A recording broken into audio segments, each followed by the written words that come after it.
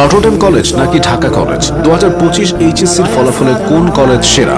বড় চমক দেখিয়েছে উত্তরার দুই কলেজ, মাইলস্টোন কলেজ ও রাজুক উত্তরা মডেল কলেজ। 2025 এইচএসসির ফলাফলের দিক থেকে বাংলাদেশের সেরা 10টি কলেজ দেখে নিন। 10 নম্বরে আছে হলিক্রস কলেজ। ঢাকার তেজগাঁওয়ের হলিক্রস কলেজ নারী শিক্ষার বাতিঘর হিসেবে পরিচিত। 2025 সালে হলিক্রস থেকে মোট 1307 জন শিক্ষার্থী এইচএসসি দিয়েছিল। এর মধ্যে 1304 জনই পাশ করেছে। পাশের হার 99.77%। জিপিএ 5 অর্জন করেছেন 960 জন শিক্ষার্থী। 9 নম্বরে আছে বিএএফ শাহীন কলেজ। কলেজটি থেকে 2021 জন শিক্ষার্থী এইচএসসি পরীক্ষায় অংশ নিয়েছিল, যার মধ্যে 1995 জন পাশ করেছে। পাশের হার 98.71%। আর জিপিএ 5 পেয়েছে 1002 জন শিক্ষার্থী। 8 নম্বরে আছে ঢাকা কলেজ।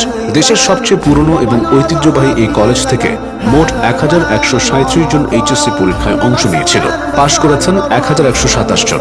পাশের হার 99.12%। এদের মধ্যে জিপিএ 5 পেয়েছে 857 জন শিক্ষার্থী। তবে অষ্টম স্থানে থাকাটাও ঢাকা কলেজের নামের সঙ্গে বেমানান, কেননা কলেজটি আগে সেরা 3 বা সেরা 5-এ জায়গা করে নিত। 7 নম্বরে আছে আদমজী ক্যান্টনমেন্ট কলেজ।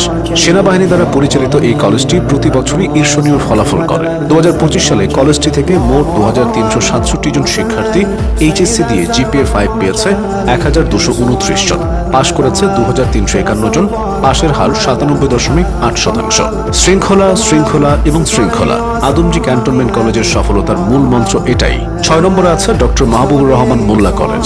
ঢাকার ডেমরায় অবস্থিত ডক্টর মাহবুবুর রহমান মোল্লা কলেজ অল্প সময় সেরাদের কাতারে চলে এসেছে। 2010 সালে যাত্রা শুরু করা কলেজটির বয়স মাত্র 15 বছর। 2025 সালে এবার 3183 জন শিক্ষার্থী এইচএসসিতে অংশ নেয়। তাদের মধ্যে 3172 জন পাশ করেছে। পাশের হার 99.65%।